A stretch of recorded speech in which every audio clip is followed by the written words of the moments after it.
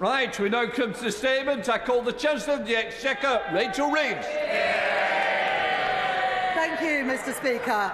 Growth is the #1 mission of this Labour government, and to grow the economy, we need to help great British businesses export around the world. That includes to China. As the second biggest economy in the world and our 4th largest trading partner, not engaging is simply not an option. That is why I led a delegation, including the Governor of the Bank of England, the Chief Executive of the Financial Conduct Authority, and representatives of some of Britain's largest financial service firms, including HSBC, Standard Chartered and Schroders, at the 2025 UK-China Economic and Financial Dialogue, the first of its kind since 2019. This dialogue has delivered a set of tangible benefits to ensure that British firms have greater access to the Chinese market, while safeguarding our national security, the first duty of any government. In China, I met outstanding British companies like Brompton Bikes, Jaguar Land Rover and AstraZeneca, who will benefit from the steps that we have agreed. We have worked to lift market access barriers across a range of goods and services, particularly in the agri-food sector. On financial services, we have successfully secured new licences and quota allocations for UK firms to improve operating access in China. And we agreed to cooperate further, including by renewing our shared commitment to the UK-China Stock Connect scheme, first launched in 2019, deepening our cooperation on wealth management through a UK-China Wealth Connect scheme, and progressing initiatives on pensions and sustainable finance, delivering significant benefits for UK firms and for the City of London. I'm pleased that China agreed to issue its first ever overseas sovereign green bond in London during 2025, underlining the UK's position as a global capital for high-quality, sustainable finance. Mr. Speaker, the UK is a global leader in financial services, and there are significant opportunities to expand our presence in new markets. The tangible outcomes that we have delivered this week will help to deliver that. These steps are part of a wider programme, making substantive progress in improving arrangements for UK exporters and investors. This is reflected in new agreements on vaccine approvals, fertiliser, whisky labelling, legal services, automotives and accountancy, which has set us on course for this dialogue to unlock £1 billion of value for the UK economy. These outcomes, agreed with my counterpart, Vice Premier Hillier, represent pragmatic cooperation in action, and they support secure and resilient economic growth. Because security and economic growth go hand in hand. This means finding the right way to build a stable and balanced relationship with China in our national interest, one that recognises the importance of cooperation in addressing the global issues we face, competing where our interests differ, and challenging robustly whenever that is required. In Beijing and Shanghai, I was clear that whilst we must cooperate on areas of mutual interest, we will confidently challenge on areas where we disagree. I expressed our country's real economic and trade concerns to the Chinese, including trade imbalances and economic security. And I raised concerns about Russia's illegal war in Ukraine, human rights and restrictions on rights and freedoms in Hong Kong, including the case of Jimmy Lai and the completely unjustified sanctions against British parliamentarians. A key outcome of this dialogue is that we have secured China's commitment to improve existing channels so that we can openly discuss sensitive issues and the ways in which they impact our economy. Because if we do not engage with China, we cannot raise our real concerns.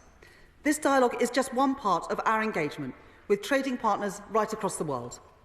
Since becoming Chancellor, I've been to New York, Washington, Toronto and Brussels to build our global economic relationships, whilst my right honourable friend, the Business Secretary, has travelled to the Gulf to boost trade and investment, and my right honourable friend, the Home Foreign Secretary, is engaging with partners all over the world to deliver growth which benefits people across the United Kingdom. Because we must continue to go further and faster in driving economic growth to make working people better off. That is why yesterday the Prime Minister launched our AI Opportunities Action Plan to throw the full weight of government behind artificial intelligence in the UK, revolutionising our public services and making our economy more productive.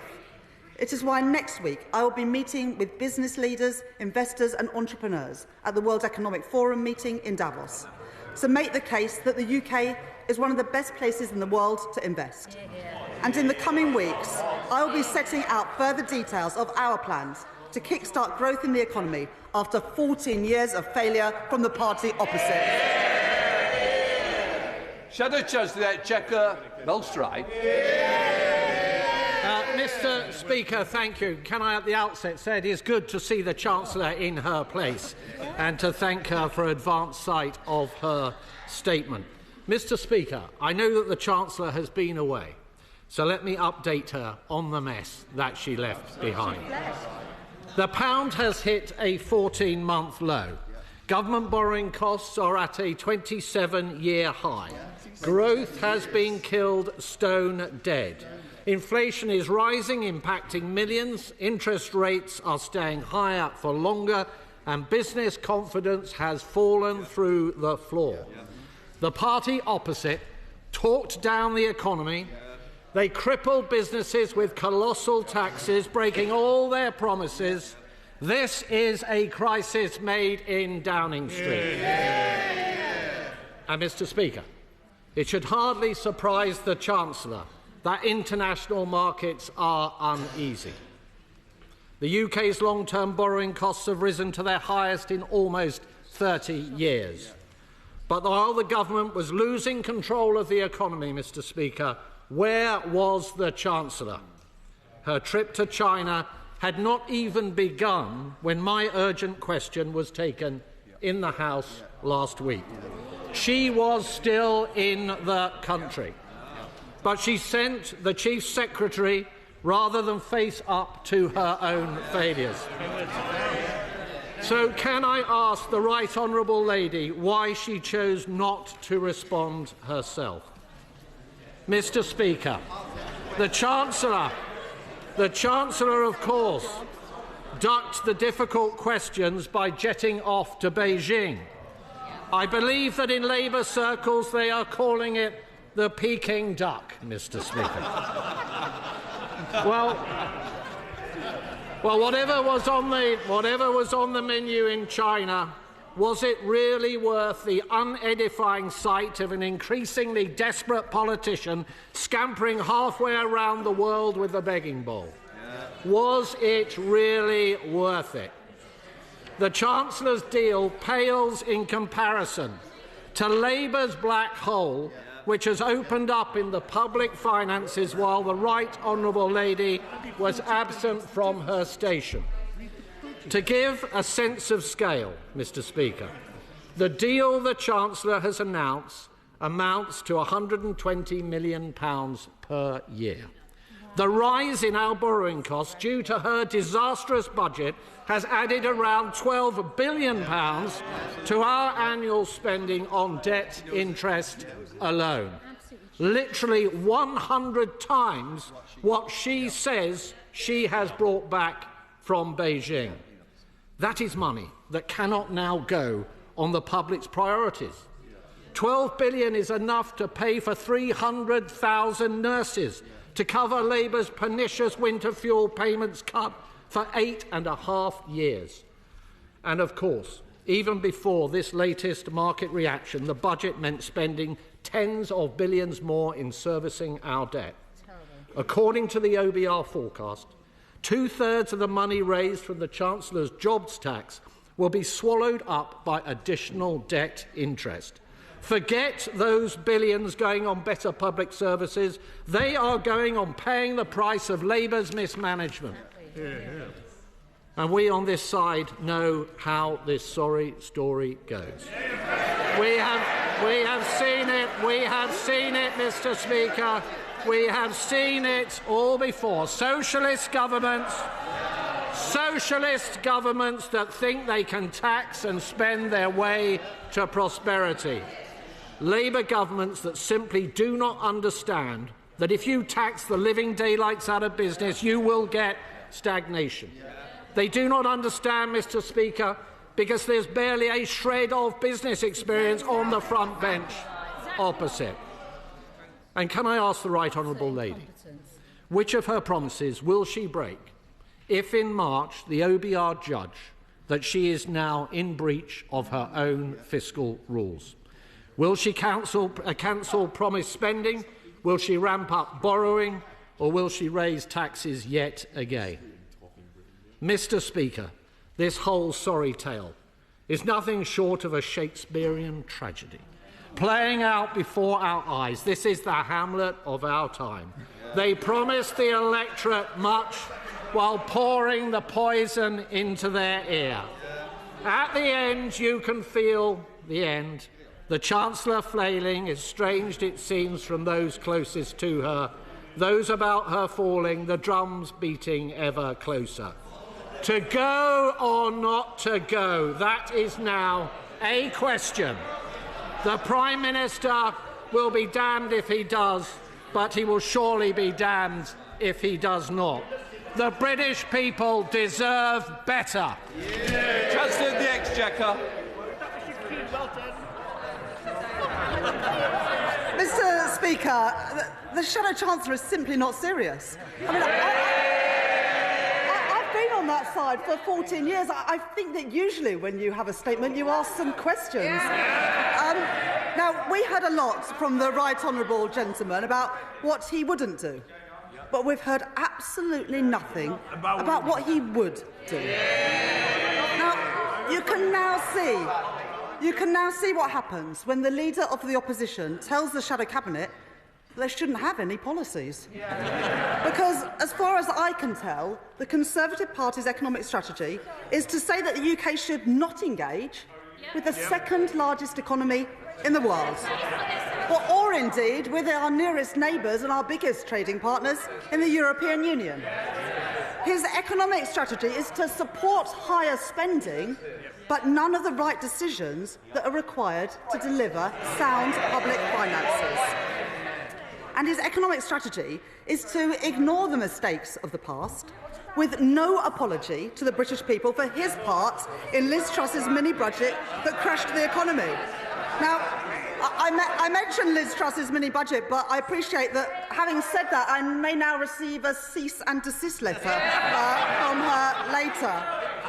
Now, the one question that the Shadow Chancellor did ask was, why did I go to China? Well, I went to secure tangible benefits for British businesses trading overseas. And the Shadow Chancellor said, well, it wasn't worth it. Well, you say that to HSBC, to Standard Chartered, Prudential, Schroders and the London Stock Exchange, who attended those meetings with me last week and have all said about the difference that it would make. Now, I have been under no illusion about the scale that we face. After 14 years of stagnant economic growth, higher debt and economic uncertainty. And we have seen global economic uncertainty play out in the last week. But leadership is not about ducking these challenges. It is about rising to them. The economic headwinds that we face are a reminder that we should, indeed we must, go further and faster in our plan to kick-start economic growth that plunged under the last government. By bringing stability to the public finances after years of instability under the party opposite, unlocking investment that plummeted under the previous government, and pushing ahead with the essential reforms to our economy and public services. That is my message to the House today. Because if we get it right, the prize on offer to us, to the British people, is immense. The opportunity to make working people off by making Britain better off. That is the mandate that this government has, and this is what we will deliver. Chair of the Treasury Select Committee, Dave. Thank you, Mr. Speaker. I welcome my right honourable friend's commitment to growth in this country and to encourage investment in the UK. Listening, though, to the Shadow Chancellor, you'd think that the country was going to hell in a handcart. And doesn't she agree with me that there is no time for panic? that it is perfectly possible to manage any pressures on the budget through astute management of public spending, and that compared with the years of austerity on the last side, we are a very, very long way from that approach. Chancellor. I thank the Chair of the Select Committee for that question. I set out the fiscal rules of this government at the budget in October, that we will pay for day-to-day spending through tax receipts and that we will get debt down as a share of the economy. We remain committed to those fiscal rules and we will meet them at all times. Liberal Democrat spokesperson Daisy Cooper. Thank you, Mr Speaker, and I'd like to thank the Chancellor for advance sight of her statement. Let's be blunt. The budget hasn't worked. The Chancellor says that the government's #1 mission is growth, but to date there are no signs that the government is going to deliver it. The national insurance contributions rise is self-defeating. It undermines growth, it does not unleash it, and it piles pressure onto struggling small businesses and high streets. Neither does it raise anything like the sums of money for the NHS which the government initially suggested that it would. Now we have this much-lauded visit to China, but the government itself says that it is only worth £600 million to the UK over the next 5 years. This is equivalent to just 5.5 hours of NHS spending a year. That is 27.5 hours over the 5-year period. Mr Speaker, all growth is welcome, but this really is small beer. And what, Mr Speaker, are we to make of the Chancellor's pledge to improve existing channels with China? This is nothing short of warm words and mixed messages. The Chancellor should not have gone to China unless there was a commitment that Jimmy Lai was going to be released. Does the Chancellor now accept that the national insurance increase will damage growth? Does the Chancellor accept that there were and still are much fairer ways to raise the necessary revenue without holding back our economy and our high streets? The international market jitters we have seen in the last few days are largely caused by the threat of tariffs by the new Trump administration. So will the Chancellor guard against the risks of a Trump presidency by rebuilding our trading relationship with our European neighbours? And after the economic vandalism of the previous Conservative government and their mini-budget, our NHS and care services are still on their knees. Does the Chancellor accept that wealth and health are two sides of the same coin, and that scaling back any investment in the NHS would not only be devastating for local communities, but also damaging for economic growth?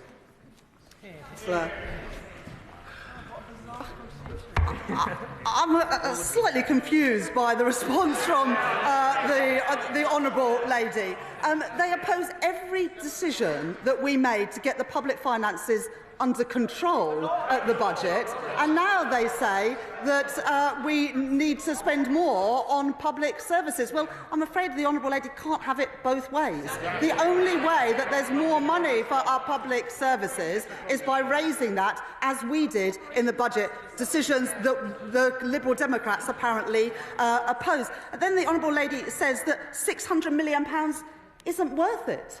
Well, that's £600 million of tangible benefits for British businesses trading overseas. I would have thought that the Honourable Lady would welcome enhanced trade and investment as a way to create more good jobs, paying decent wages in St Albans and indeed in all of our constituencies. Now, the Honourable Lady says that we shouldn't go to China because we need to raise difficult issues. Well, I'm not sure how the Honourable Lady thinks we're going to raise difficult issues unless we engage with the second biggest economy in the world. And because I went to China, I was able to raise issues around human rights, around forced labour, around Hong Kong and Jimmy Lai, and around the sanctioning of parliamentarians. You can't raise those issues unless you were in the room. I was in the room and therefore able to do just that. And I would finally just say to the Honourable Lady, this is the party that put £20 billion into the National Health Service at the budget in October. We were able to do that because of difficult decisions that we took, including on taxation. The Honourable Lady seems to want the additional money for public services, but without finding any way to pay for them. Well, that is the way that the party opposite got into the troubles they got into. I'm afraid the Liberal Democrats are going down exactly the same path. Rachel Blake. Thank you, Madam Deputy Speaker. Can I thank the Chancellor for raising the case of my constituent, Jimmy Lai? I know it will mean a lot to him and to his family. And does she agree with me that it is because of the profound differences that it is vital that we maintain this strategic engagement? Chancellor. I thank my honourable friend for what she's just said, and I think on behalf of the whole House we would want to send our best wishes to the family of Jimmy Lai at this difficult time. I had the opportunity to raise this as well as other issues during my time in China, and I think it is incredibly important that at every opportunity that we have, we raise some of the difficult issues and challenge the Chinese authorities in the way that is appropriate and consistent with our British values. Sir Iain Duncan-Smith. Madam Deputy Speaker, the economic and financial dialogue was stayed because of the brutal imposition of the national security law in Hong Kong. So when the Chancellor and the Government now go back to engage and reopen that dialogue, she does so on the back that things have got worse, not better. And the reality I want to put to her is that while she was away, Cheyenne refused point blank in a select committee to answer the question whether they had slave labour in their supply chains, but the government wants them to register here in London. We have solar arrays being imported by the government here into the UK that demonstrably contain slave labour. So can I ask the Chancellor to be clear now to the House about the government's position on slave labour? Can she explain whether this government will allow any products or services or companies to align themselves here or import goods into here that contain any slave labour, no matter how important that import is? Chancellor of the Exchequer. I thank the right honourable gentleman for that question, and I know how importantly he takes this issue, along with so many other members on both sides of the House. Listing of companies in the UK is a decision for the Financial Conduct Authority, but any company listing on the London Stock Exchange has to live up to the responsibilities set out by the United Nations and the OECD on issues of forced labour, and this government is committed to working with international partners and businesses to ensure that global supply chains are free from human and labour rights abuses. As the right honourable gentleman knows, under Section 54 of the Modern Slavery Act 2015, commercial businesses who operate in the UK and have a turnover of more than £36 million are required to report annually on the steps they have taken, and quite right so, because modern slavery is absolutely abhorrent and this government continues to take steps to deal with it. Jeevun Sandher. Thank you, Madam Deputy Speaker. Firstly, may I remind members opposite that UK bond yields are rising for the same reason German and French bond yields are, and that is because they are tracking the US rate. They never were very good at numbers, Madam Deputy Speaker. The Chancellor set out her economic philosophy that our prosperity is built upon secure foundations, indeed in a more uncertain world. Can the Chancellor set out how she is building that economic security here, and particularly with reference to having domestic energy rather than dependent on foreign fossil fuel dictators? Chancellor of the Exchequer. I thank my honourable friend for that question, and he is absolutely right that economic growth has to be built on strong foundations, and that is the approach of this government. And indeed, our mission to make Britain a clean energy superpower is consistent with that, because if we can wean ourselves off fossil fuels and dictators for oil, then we will be more secure in our economy because we do not have to import so much from overseas. Harriett Baldwin. Thank you, Madam Deputy Speaker. And it's good to see the Chancellor back from China, and it's good to hear her reiterate that growth is her #1 mission, because we haven't had any growth since her budget. And I just would like to ask the Chancellor today, because accepting responsibility is the first step in solving a problem, will she accept that her budget last October has caused business confidence and growth prospects in this country's economy to plunge? I thought for a moment that the honourable lady was going to apologise for Liz Truss's mini-budget, maybe on another opportunity. Yuan. Thank you, Madam Deputy Speaker. I thank the Chancellor for raising the case of Jimmy Lai. I hope the Government will in future as well press on the case of pensions owed to BNO constituents of Earley and Woodley and across the UK who have moved here from Hong Kong. I was surprised to hear the Shadow Minister advocate the kind of knee-jerk responses to inter-day movements in market prices. It's this kind of short-termism, I would argue, Madam Deputy Speaker, that has led the party opposite to have 5 Chancellors in only 4 years. Can our Chancellor reassure us that she will not be misled by such short-termism and instead keep her focus on the long-term ambitions of our government to raise living standards and to raise growth? Chancellor.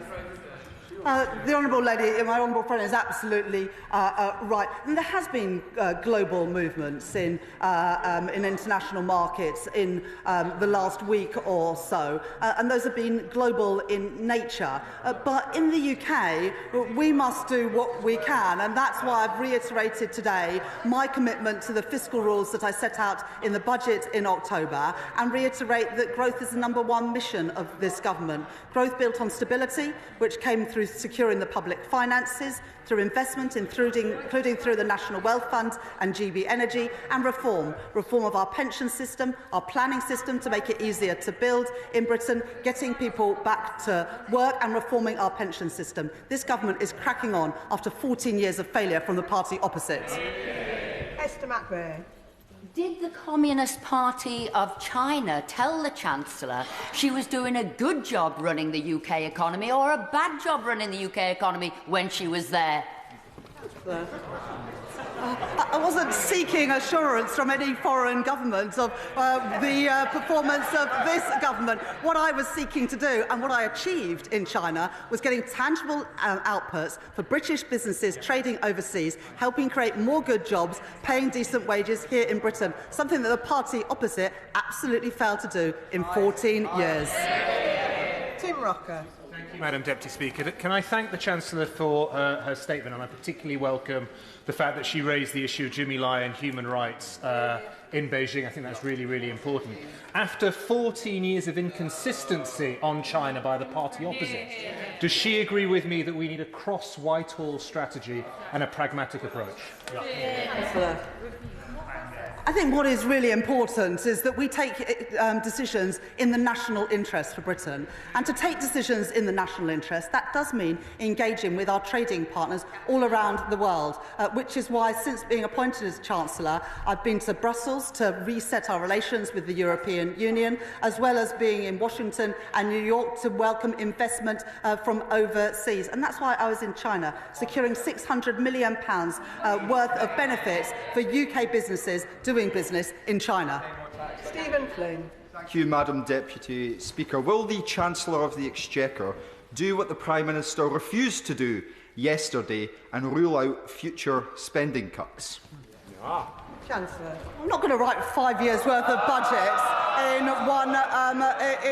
in the first 6 months of Labour government, but I'm absolutely committed to meeting the fiscal rules that I set out in the budget October, because we know what happens when governments lose control of the public finances, and that is they crash the economy and end up on that side of the House. John Grady. I'm obliged, Madam Deputy Speaker. The Chancellor may be able to learn a bit about emergency spending cuts from the Scottish Government in Holyrood, which has had 3 years of emergency spending budget cuts. Would the Chancellor agree with me that it's essential to engage with a large economy like China so that we can export our brilliant financial services sector and whisky from Scotland? And in the real world, we have to trade with large economies like China. Chancellor. I thank my honourable friend for that question, and many of the benefits that we secured last week were for the financial services sector, and both Edinburgh and Glasgow are important hubs for financial services in the UK. Businesses like Aberdeen and Standard Chartered, who were on the delegation with me last week, have welcomed the tangible benefits that will result in more jobs and more economic prosperity for Scotland and across the United Kingdom. Martin Vickers. Thank you, Madam Deputy Speaker. It has been reported that whilst in China the Chancellor was going to meet the owners of British Steel. Many of my constituents work at the Scunthorpe Steelworks. Is she able, whilst I appreciate ministers may not have reached final decision on this, is she able to give any optimism to my, any reassurance to my constituents that she has had constructive engagement? Chancellor. My right honourable friend, the Business Secretary, has met Mr Lee from Xingye on a number of occasions. Talks are ongoing, but I'm not able to provide an update on that today. Thank you, Madam Deputy Speaker. The Chancellor has only my admiration and support for the tough decisions she is taking to fix the fundamentals. And while this week's members opposite were carping about the Chancellor's whereabouts, she was having serious discussions with the world's second largest economy, securing access for UK firms. Isn't it clear that only one side of this House is serious about growth? I will always stand up for Britain's national interest and Britain's economic interest, which is why I am helping British businesses, some of our best British businesses, to export around the world. That's what I'm doing. Did in China at the weekend, and that is what I will continue to do, always standing up for our economic interest. Gavin Williamson. Thank you, Madam Deputy Speaker. Has the Chancellor of the Exchequer spoken with the Governor of the Bank of England to talk about what action needs to be taken to bring about stability in our bond markets? Chancellor. Well, I regularly speak to the Governor of the Bank of England. Indeed, he was on the delegation to China with me this weekend, and we work closely together to ensure that the British economy remains competitive in global markets. Katie White. Thank you, Madam Deputy Speaker. I'm quite surprised at the audaciousness of the benches opposite, who oversaw the debt levels rise over the last 14 years. It's just a shame they didn't turn their minds to it earlier. But does the Chancellor agree that serious discussions like these can deliver not just on our economic aims, but on our wider climate and international objectives? Chancellor. Well, I thank my honourable friend for that question. Unless we engage and work with our partners around the world, we're going to miss out on the opportunities that other countries secure for their businesses and their economies. And if we miss out on those investment opportunities and those trade opportunities, you can be sure that other countries will take advantage of them. That's why I was in China. That's why I will work with counterparts around the world to secure good outcomes for British businesses and jobs here in the United Kingdom. Dr Andrew Morrison. Thank you, Madam Deputy Speaker. The Chancellor has been raising human rights abuses in China, but did she get the opportunity to raise with her interlocutors the extrajudicial work of the United Front Work Department, particularly in relation to UK institutions and especially universities? Yes, good question. Chancellor. I raised a number of issues around human rights abuses, labour issues, and indeed rights and freedoms in Hong Kong, including the case of Jimmy Lai. I raised that with all of the ministers that I met in China, always standing up for our values and our interests. Thank you, Madam Deputy Speaker. Unlike the party bickering on the opposition, we are cutting deals in the British national interest and putting Britain at the frontier. 600 million just over this weekend, an AI opportunities plan just this week. Hear, hear. Does the Chancellor agree with me that we are the party of action, they are the party of rhetoric? I thank my honourable friend for that question. You know, we're on this side of the House and not going to apologise by getting a good deal for British businesses and people working for them. I'm determined to leave no stone unturned in ensuring that British businesses have the rights and the freedoms to export and trade around the world, helping to create good jobs here in Britain. Sarah Olney. Thank you very much, Madam Deputy Speaker. UK exports to China currently represent less than 10% of UK total exports, whereas our exports to the EU represent over 40%, representing, as it does, the greater opportunities available to our small and medium enterprises in trading with the EU. will the Chancellor commit to spending 4 times as much time talking to our European partners about our trading opportunities as she has done to China? Chancellor, I would just say to the honourable lady, it's not either or. We can't write off one country and say we're going to put all our eggs in a different basket. China is our 4th biggest trading partner, and we can't miss out on opportunities for a country that is growing quickly with an expanding middle class, where there are huge export opportunities. But as the honourable lady knows, I was in Brussels in December to reset our relations, the first British Chancellor to go to a Eurogroup meeting since we left the European Union. So I'm leaving no stone unturned to exploit export opportunities for British businesses. Callum Anderson. And I thank the Chancellor for her statement. Can she set out in more detail how the government intends to help reinvigorate the UK-China Stock Connect so that UK companies and investors can access Chinese capital markets and vice versa? Chancellor. Stock Connect is an initiative first set up by former Conservative Chancellor Philip Hammond to improve links between the Shanghai and the London stock exchanges to help Chinese businesses access capital on UK financial markets. That's good for financial services firms operating in London, and the enhancement of that Stock Connect scheme at the weekend offers new opportunities for British businesses in financial services in the UK. Dr. Luke Evans. Thank you, Madam Deputy Speaker. As the Chancellor flew east, the pound plummeted south and government debt rocketed north. Why? Because the markets don't believe her plan for growth. This is the fundamental issue. So I'd like to pick up the question from my honourable friend from behind me, is what is she going to say to the markets to make them believe she really does understand how to deliver growth in the UK? Chancellor. There's been global volatility in markets. I don't believe that it is reasonable to suggest that the reason why bond yields in the United States, in Germany and France have risen is because of decisions made by this government. I think the honourable member opposite should just get real. Brian Leishman. Thank you very much, Madam Deputy Speaker, and thanks to the Chancellor for her statement. In regards raising money for public services, then an annual wealth tax on the multimillionaire and billionaire class would certainly achieve that. However, a conversation for another day. On to China.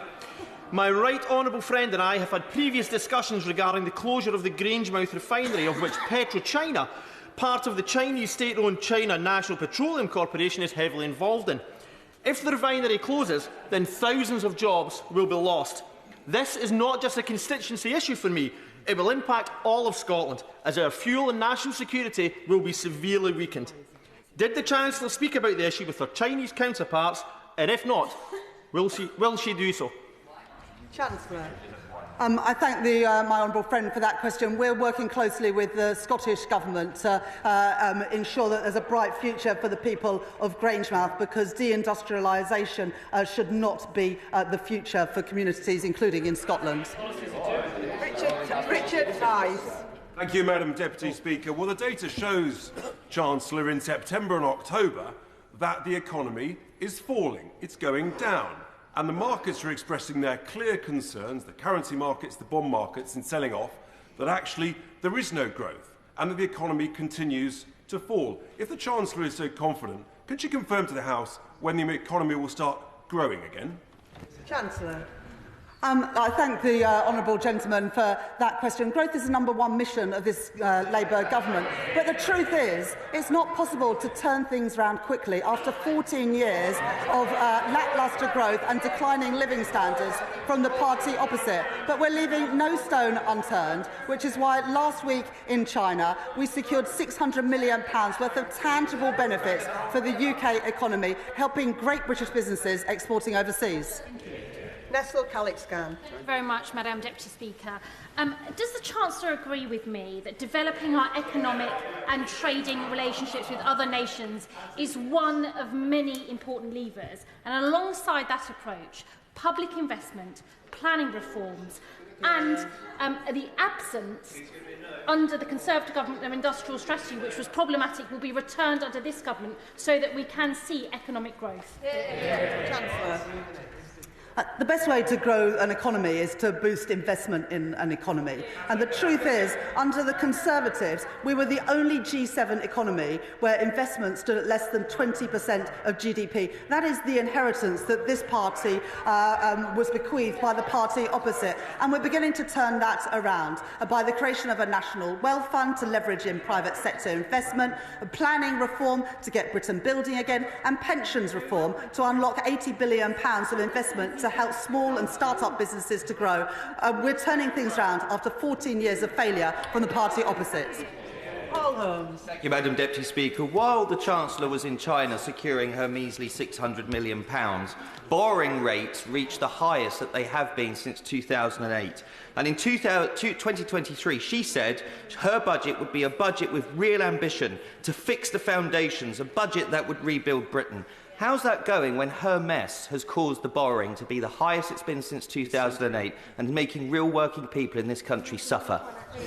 Well, I'm not sure if the honourable gentleman follows global financial markets, but borrowing costs for countries around the world have increased. But what we saw under Liz Truss's mini-budget was something unique to the United Kingdom, where it was just UK markets affected because of the decisions by the party opposite. Chris MacDonald. Thank you, Madam Deputy Speaker. It's great to see our Chancellor of the Exchequer working with international business and winning investment for the UK. Yeah. Does she agree with me that whilst the party opposite were happy to sell out our heavy industry to China, leading to the end of steelmaking in Teesside after 150 years, our industrial strategy is delivering investment in steel, in chemicals and life sciences, in Stockton North, in Teesside and across the UK? Chancellor. The National Wealth Fund created by this government is to get investment into industries like carbon capture and storage, green hydrogen, ports and indeed in steel. And we were really pleased at the end of last year to be able to announce investment in carbon capture and storage in Merseyside and Teesside, securing billions of pounds of investment into those economies and securing many thousands of jobs. Luke Murphy. Thank you, Madam Deputy Speaker, and I thank the Chancellor for her statement. I do think it's worth reminding the House that under the previous government, business investment fell to 28 out of 31 OECD countries, lower than Latvia, Slovenia and Hungary. Could the Chancellor set out how our industrial strategy is going to overcome this terrible legacy on business investment left by the party opposite? Chancellor. Well, one of the reasons for such poor investment and the lowest investment out of all the G7 economies is because our planning system makes it so hard to get anything done in this country. And that's why the planning and infrastructure bill that's being brought forward by my right honourable friend, the Deputy Prime Minister, will turn that around, making it easier to invest in transport, in digital, in housing and so much more. That is the way to get our economy growing after 14 years of failure. Carla Lockhart. Thank you, Madam Deputy Speaker, and can I thank the Chancellor for her statement. China, New York, Washington, Toronto and Brussels to build economic relationships, yet won't take time to speak with the Ulster Farmers Union, the NFU, the Farmers Union of Wales, the NFU Scotland, to hear first-hand the devastating impact that her death tax is going to have on family farms and small businesses.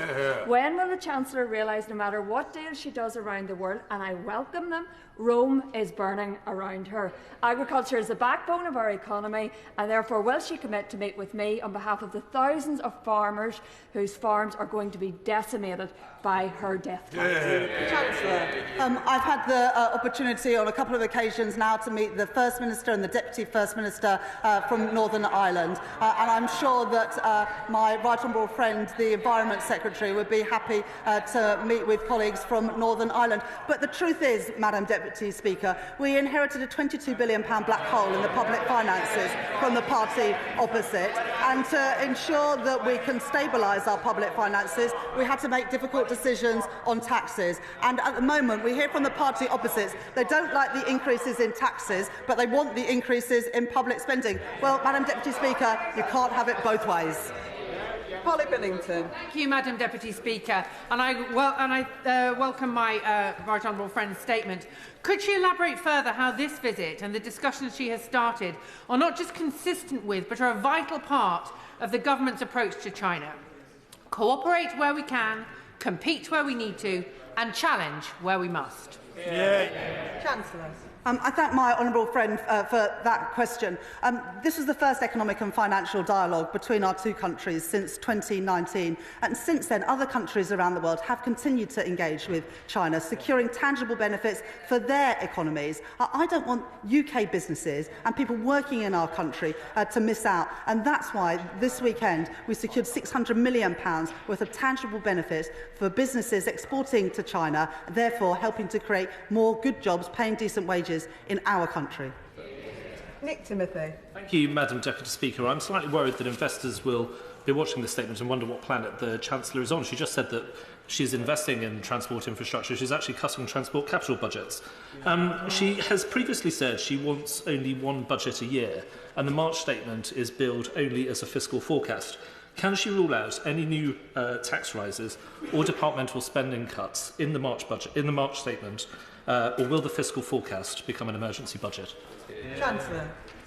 We've committed to have just one budget a year to provide businesses with the certainty that they need to invest. So we will have an update from the OBR in March. But I can also give this commitment. I set out, as I've already said, the fiscal rules that we will balance day-to-day spending with tax receipts, and we will get debt down as a share of GDP within the forecast period. And we will continue at all times to meet those fiscal rules. Tony Vaughan. Thank you, Madam Deputy Speaker. May I congratulate the Chancellor on unlocking £1 billion of value for the UK economy, which would not have been unlocked if she hadn't gone to China. Exactly. Does she agree with me, though, that the government's decision to thaw UK-China relations, which was much needed, is reaping dividends now, and that while also allowing us to press China on difficult issues, including human rights and labour standards? Chancellor. I thank my honourable friend for that question, and that's exactly right. We managed to secure tangible benefits for the UK economy and British businesses exporting. At the same time, we were able to make and raise difficult issues that we would not be able to raise if we weren't engaged. That's the benefits of being able to engage. You get the benefits and you can raise those tricky issues. Dave Dugan.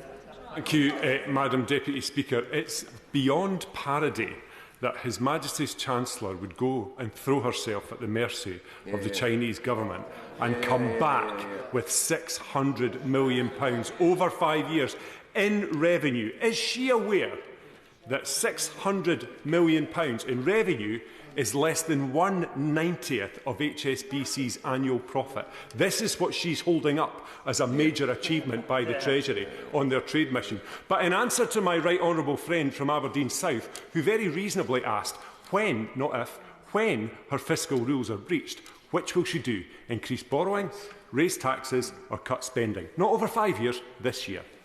Chancellor. Well, I'm sure that the honourable gentleman opposite is an expert in HSBC, but I would rather take the words of the chairman of HSBC, who welcomed the tangible investments and indeed led the financial forum that we also held last week in China. I've been really clear. We will meet our fiscal rules that I set out in the budget, and we will do that at all times, and that is the commitment that I made and a commitment that I continue to make. Deirdre Costigan. Thank you, Madam Deputy Speaker. Would the Chancellor confirm that for her, growth must always go hand in hand with economic security, a lesson that the previous Conservative government refused to learn when they left 85% of us dependent on expensive foreign gas to heat our homes this winter? Chancellor. I thank my honourable friend for that question. This government's clean energy mission will mean that we are less reliant on foreign dictators for our basic energy needs. That's why we're investing with carbon capture and storage, with floating offshore wind, and indeed getting rid of the absurd ban on onshore wind that the previous government brought in. Harriett Cross. Thank you, Madam Deputy Speaker.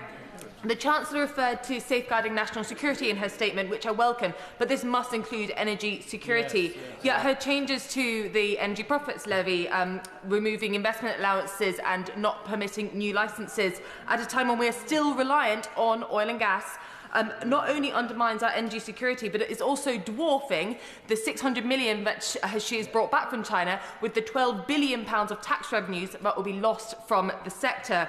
Why, rather than supporting our energy security, is the Chancellor turning her back on the sector, turning her back on these tax revenues and risking selling our energy security to China? Chancellor.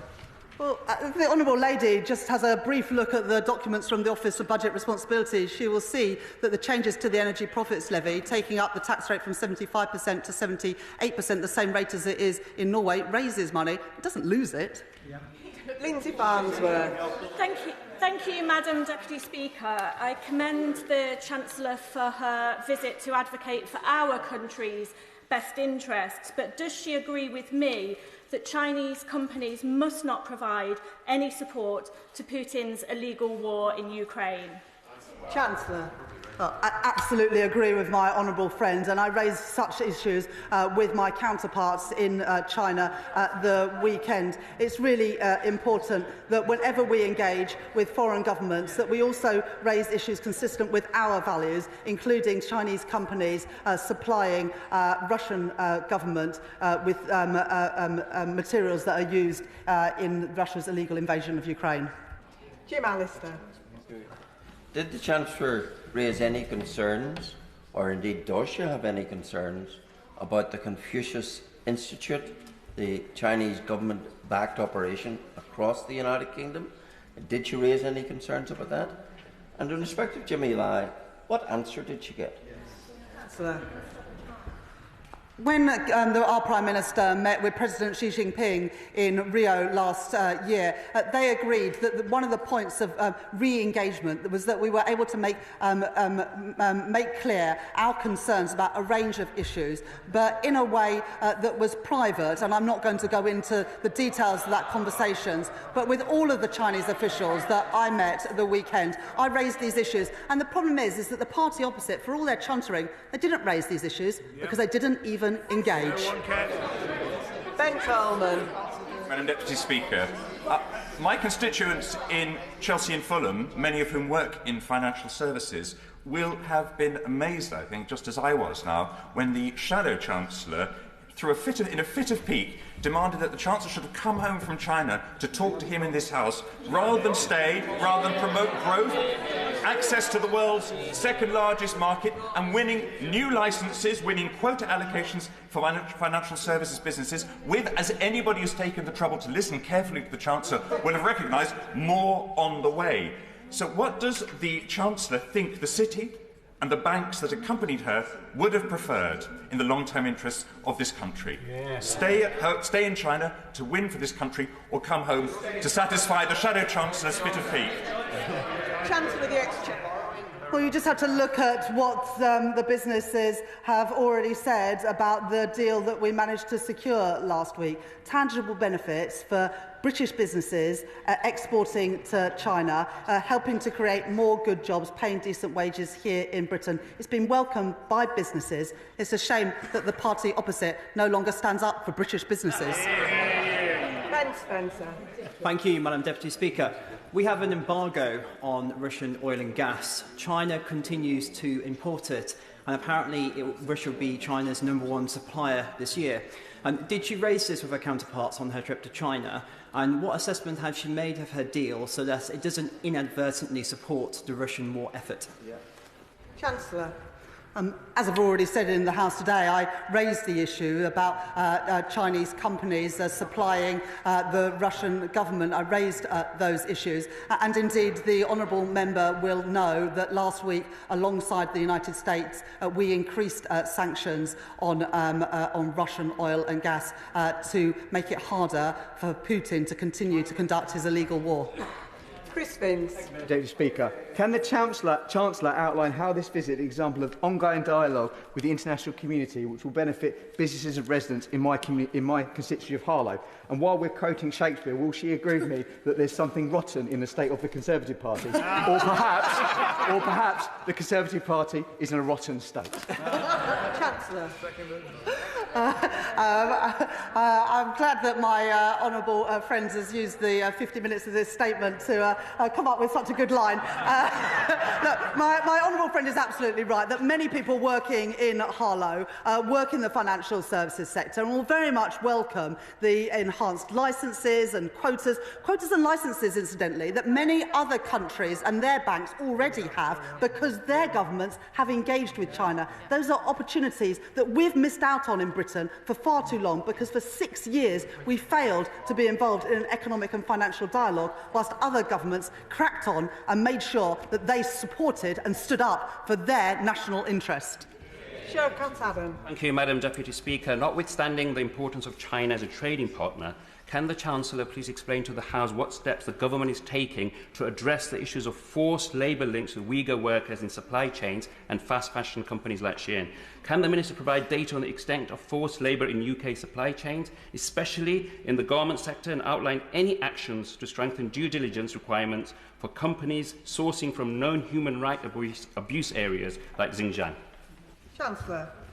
I thank the honourable gentleman for his question. As I've already set out, one of the issues that I was able to raise with my counterparts in China was issues around forced labour, particularly in Xinjiang. And as I said in answer to the question from the right honourable gentleman, the member for Chingford and Wood Green, I also have been really clear that any company seeking to list in London has to meet stringent requirements as set out by the United Nations and the OECD on labour supply and the treatment of workers. Final question in this statement, Jim Shannon. Thank you, Madam Deputy Speaker. Whilst I welcome the UK-China Economic and Financial Dialogue Agreement, however, as Chair, and the Chancellor will know this, however, as Chair of the APPG for Freedom of Religious Belief, I have repeatedly in this House highlighted human rights abuses in China, with the Uyghur Muslims, with Tibetan Buddhists, with Christians in Hong Kong and China. How will the Government and the Chancellor ensure safeguards to British money and goods are put in place to ensure that economic engagements do not directly support these violations? Human rights concerns, forced labour, denial of religious freedom, ongoing suppression in Xinjiang, Tibet, Hong Kong and Taiwan must be remembered at all costs in all deals with China. Thank you. Answer the Exchequer. I thank the honourable gentleman for that thoughtful question. It's important that when we engage with China that we cooperate where we can compete where necessary, but that we challenge whenever our values do not align. Like the honourable gentleman, I care deeply about issues of religious freedom and also about issues of forced labour. But that's the whole point about engaging, because you have to engage in the world as it is, not as the world as we would like it to be. And it is through these engagements that we are able to raise even some of the most difficult of issues and be very clear about the values of our great country. Yeah. That concludes the statement, and I'll now give a few moments for the front benches to swap over.